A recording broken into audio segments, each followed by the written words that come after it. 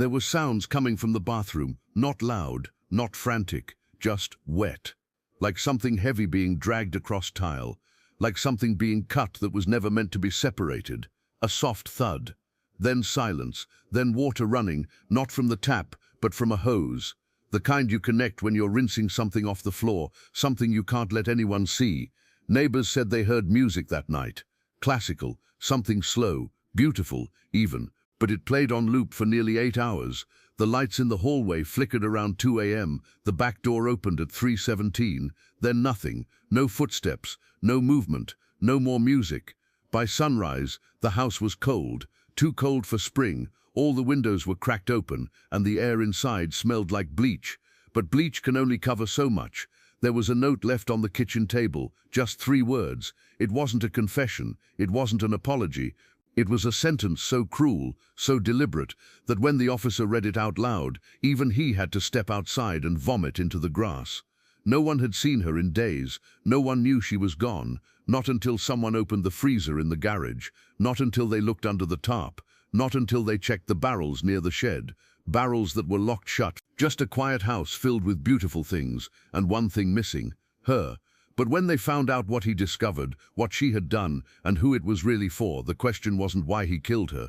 The question became why he didn't do it sooner. This is not just a story about betrayal. This is a story about bloodlines, about the things we carry inside of us, and the things we take to the grave, and sometimes they're the same thing.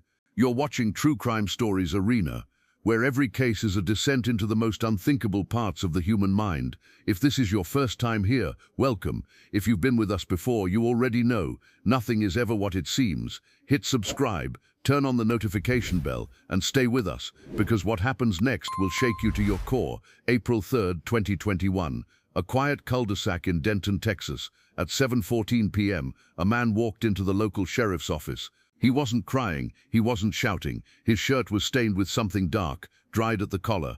His hands trembled, but his voice was calm. He handed over a journal, then a ring, and then, without any hesitation, he said 6 words that would turn the town upside down. "I think I've done something terrible." Detectives followed him back to the house on Willow Ridge Drive, a modest 2-story home with a red door and a welcome mat that read, "Home is where the heart is."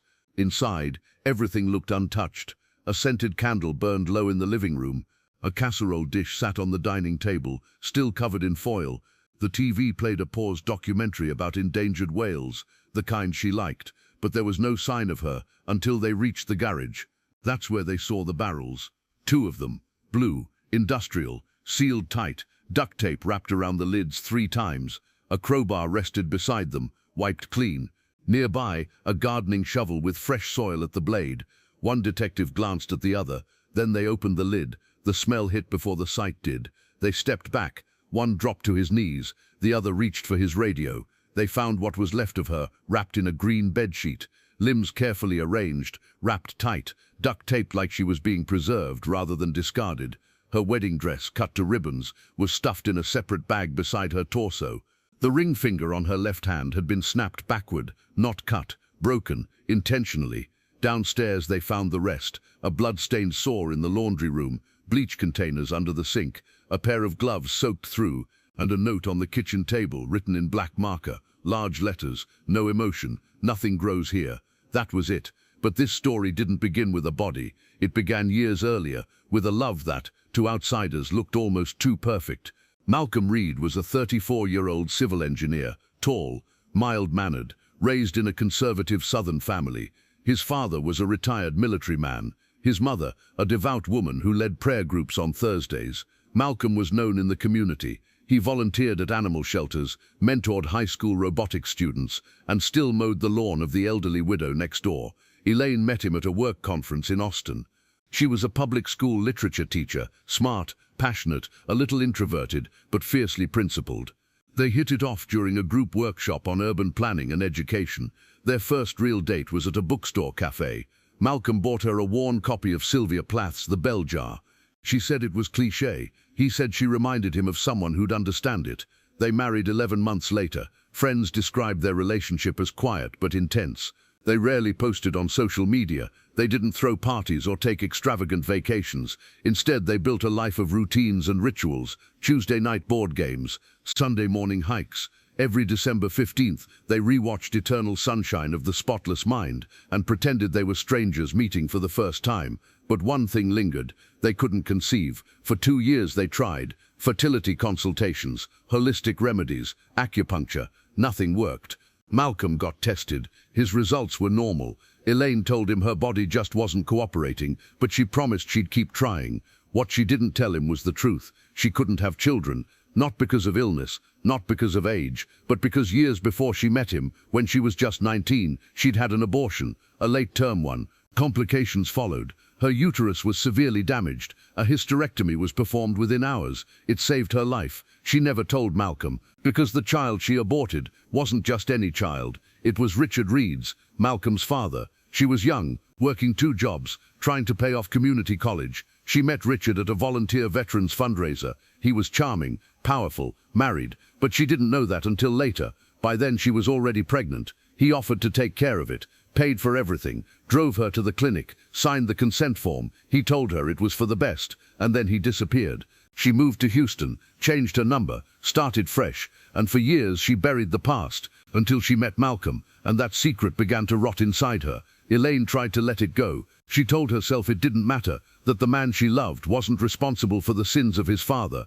But every time Malcolm spoke about children, about the nursery they'd decorate, about the baby names he loved, it became harder to smile. She started keeping a journal, not out of guilt, but to hold herself together. Each entry was a small act of survival, a way to scream without making a sound. Over time, the entries grew darker. She began to question her worth, her marriage, her identity. 1 week before her death, she wrote, "I married the son of the man who erased my future, and every morning I wake up beside him. I wonder if I'm sleeping next to a new wound or the same one reopening itself." Then on March 30th, 2021, she wrote a final entry. It was just 1 sentence. He found the paperwork. It was tucked between the pages of her journal when detectives opened it. Alongside it were photocopies of the medical records, the surgical notes, the insurance billing form with Richard Reed's signature, and at the bottom, a photograph, a faded ultrasound, labeled Elaine Martin, 17 weeks, 3 days. Malcolm had seen it all. He hadn't told anyone, not right away, but something changed that day. Neighbors said they stopped hearing laughter in the house. The porch light stayed on through the night. And on April 1st, someone heard what sounded like soaring coming from the garage, just once, briefly, then silence, and now a wife was missing, a father wouldn't speak, and a son had confessed to murder. But this was only the beginning. The police knew the confession wasn't enough, not for a case like this. Too clean, too quiet, The medical examiner confirmed the remains belonged to Elaine. Time of death, estimated between March 30th and April 1st. Cause of death, sharp force trauma to the lower abdomen and neck. Multiple incisions post-mortem. Signs of restraint, none. Defensive wounds, none. Toxicology, negative. Pregnancy, negative. Uterus, surgically absent. That was the first confirmation of the story Malcolm had discovered. And the reason, investigators believed he snapped. But something didn't sit right. He'd turned himself in, but only after cleaning the house, preparing food, lighting candles, and organizing her things. He hadn't run. He hadn't lied. He hadn't tried to hide her body forever. It was almost as if he wanted her to be found. Detective Ramirez, lead on the case, ordered a full sweep of the house. Forensics found traces of blood beneath the bathroom tile grout, under the bed frame, and inside the washing machine drum. In the closet, a pair of Elaine's heels had been thrown violently. The heel snapped off.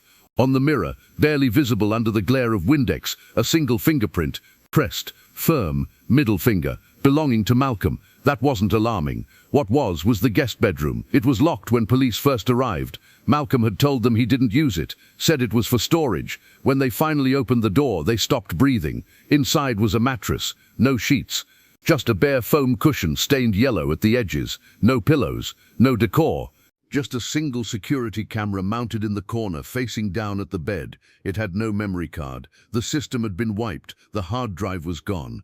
But behind the dresser was an envelope. Inside 15 printed screenshots. Low quality, blurry, but still visible. Elaine lying on the mattress, naked, eyes closed, unconscious or pretending to be. Malcolm in some, alone in others. Timestamps ranged from October 2020 to January 2021. They confronted Malcolm. He wouldn't speak, not until they told him they'd be interviewing his father. Richard Reed was now 71, living in a retirement community in Fort Worth. no criminal history, no public scandals, decorated military record, honorably discharged. He agreed to speak. When asked about Elaine, he paused, looked down, removed his glasses, and said only, "I knew her before." When pressed about the abortion, he said, "That wasn't my decision to make. I just helped." Helped. The word echoed. Detectives now had a motive, a timeline, a confession, but they were still missing something crucial. Why did Malcolm take so long to kill her? He found the paperwork in March. Elaine died nearly a week later. What happened during those 6 days? The journal answered some of that. Entries showed rising tension, silent meals, no eye contact. One line read, "He hasn't touched me, but it feels like I'm being skinned alive." Another, "I think he knows everything, but he's pretending I'm just furniture, something to sit beside until it's time to throw it out." But it was Elaine's final entry that shook investigators the most. It wasn't handwritten, it was typed, left open on her laptop. "He asked me if I would have told him. Eventually, I said yes. He asked if I loved him. I said I did. He asked who I loved first, him or his father. I said nothing. He went downstairs and locked the door." That was March 30th. By March 31st, Elaine's phone was disconnected. GPS showed no movement. Her last signal pinged from the backyard. Malcolm had dug a shallow trench behind the shed that morning, said he was planting roses, but they found no flowers, just disturbed earth, and a bag filled with burned clothes, a broken iPhone, and a wedding photograph. Elaine's face torn clean out. The autopsy later revealed something else. Elaine hadn't been killed with rage. She had been methodically dismantled, the kind of work that takes planning, patience, and time. Her body had been kept for 3 days, preserved. There were signs of washing, signs of presentation. The scene wasn't chaotic, it was ceremonial. Malcolm hadn't just killed Elaine, he had prepared her for what no one could understand. And then detectives uncovered something else, something buried in the depths of the old family storage unit Malcolm hadn't accessed in over 8 years. A VHS tape, labeled March 2005. They didn't expect much, but what they saw changed everything. Elaine, younger, barely 20, standing outside a hotel room, nervous, smiling weakly. A man behind the camera speaking, "Tell me what you're here for." She didn't answer, just looked down, bit her lip. "Elaine," he said again, more sternly this time. "Say it," she whispered, "to be good." The voice on the tape, it wasn't Malcolm's, it was Richard, and the realization settled in the room like ice. Elaine hadn't just aborted Richard's child. She had been groomed, manipulated, used, and now, decades later, she had unknowingly married his son. And when that truth was unearthed, her life ended. But Malcolm didn't kill her out of sudden rage. He killed her slowly, as if punishing her for a betrayal that wasn't hers to carry. Yet the courts would soon ask, was this murder? Courtroom 12B was packed, every seat taken, the press lined the hallway like vultures, camera flashes reflecting off glass, microphones pointed like weapons. Malcolm Reed entered through the side door in handcuffs, his eyes heavy, hair unkempt, body thin. He looked like a man already serving a sentence. But the law had not yet spoken, and the country was waiting. The prosecution opened strong. They described Elaine's death as premeditated dismemberment. They told the jury this wasn't a murder in the heat of passion. This was a calculated erasure. They laid out the timeline from Malcolm's discovery of the medical documents to the methodical preparation of her body to the cold confession he offered days later. But their most damning evidence came in 2 forms. First, the search history. Malcolm had used a hidden browser on his phone. He looked up, how to tell if your wife is lying about fertility, signs she's had an abortion. What happens if you find out your father slept with your wife? How long does it take for a body to decompose in a barrel? Disposing of body legally. Texas murder sentencing first offense. Can trauma be inherited? And then the last one, how to punish someone without touching them. Second, the contents of a flash drive discovered in his office drawer. Encrypted, hidden beneath folders labeled work documents. Once cracked, it revealed audio, 12 hours of voice recordings. Malcolm, alone, speaking into a recorder, as if journaling. In one entry he said, "I look at her face and I see the echo of my father's hand. His voice in her voice, his silence in her silence. I didn't marry a woman, I married my father's ghost." Another, "Maybe this was always going to happen. Maybe I was just the delivery system, like a bullet is still a bullet, even if it didn't choose the trigger." The jury sat motionless. Elaine's family cried softly in the back. Then it was the defense's turn. They didn't deny the murder. They didn't paint Malcolm as innocent. Instead, they leaned into psychological collapse. They brought in a forensic psychiatrist who had evaluated Malcolm for 27 hours across several sessions. Diagnosis: complex post-traumatic stress disorder, rooted in generational abuse, emotional repression, and identity detachment. The psychiatrist revealed that Malcolm had lived his entire life under the strict command of his father. Richard Reed had been emotionally abusive, controlling, hypercritical, manipulative. Malcolm had never even been allowed to cry after the death of his childhood dog. His father called emotions a waste of manhood.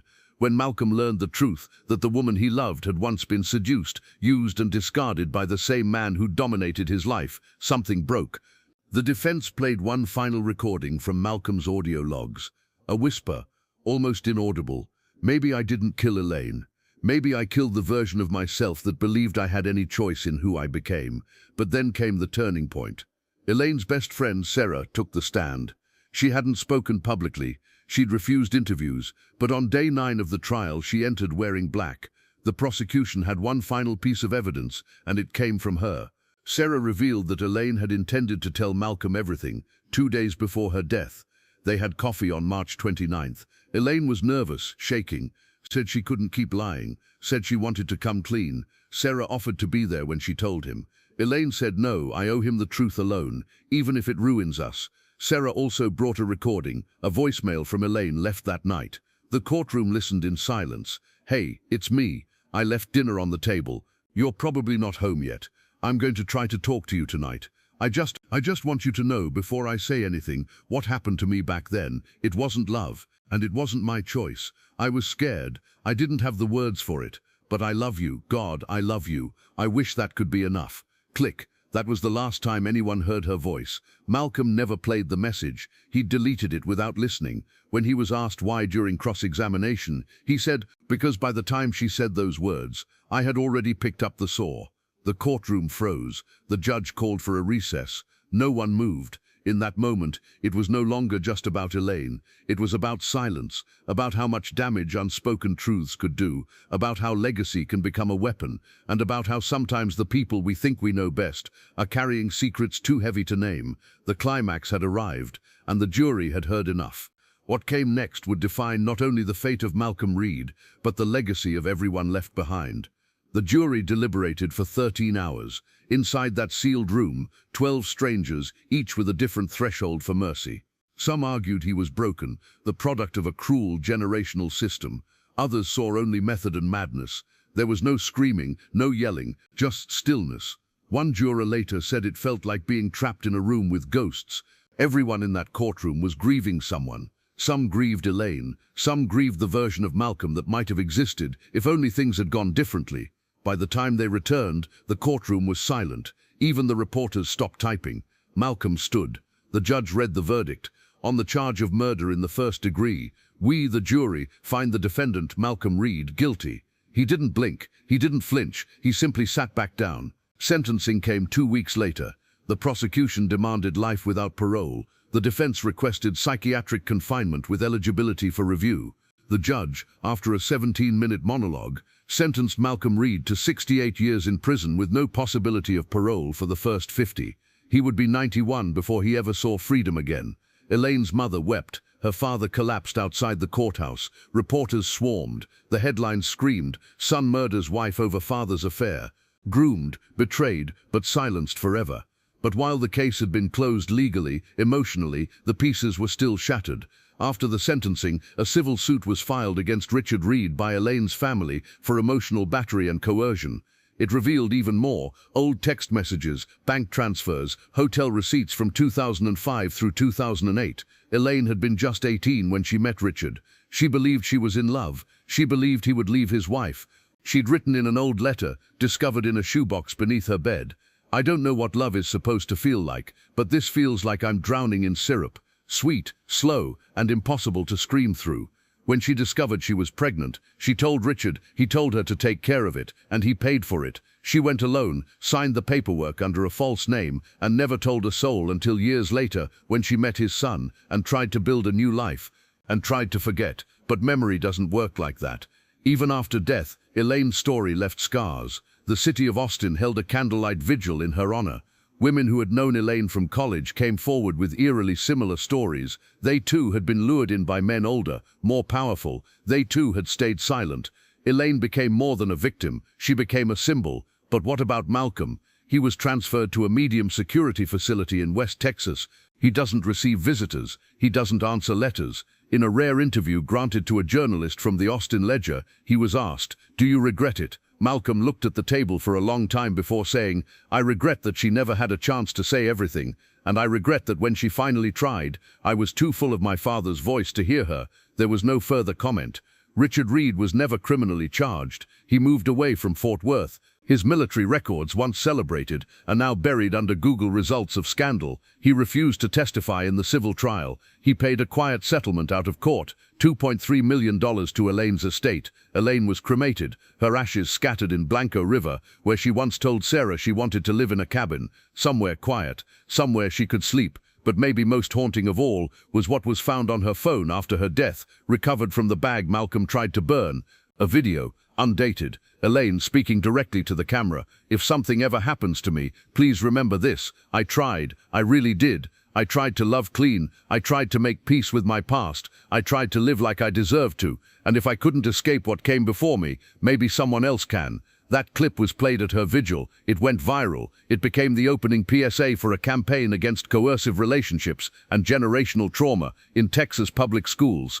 Elaine's voice, once silenced, is now heard in classrooms. And Malcolm, he writes letters no one reads. He serves time for a crime no sentence can ever truly balance, because what he destroyed wasn't just a life, it was a chance for freedom, for healing, for a new beginning. Instead, he inherited the weight of his father's sins and passed it on with a blade. And now a family lies in ashes. A truth buried too long finally clawed its way to the surface. But at what cost? Ask yourself, was this justice? Was it madness? Was it fate? Or was it the final echo of a man too late to choose a different story? What do you think? Was Malcolm a murderer or just another victim of a broken legacy? Let us know in the comments. Don't forget to like, subscribe and hit the bell for more real stories that stay with you long after the screen fades to black, because sometimes the truth is the most terrifying story of all.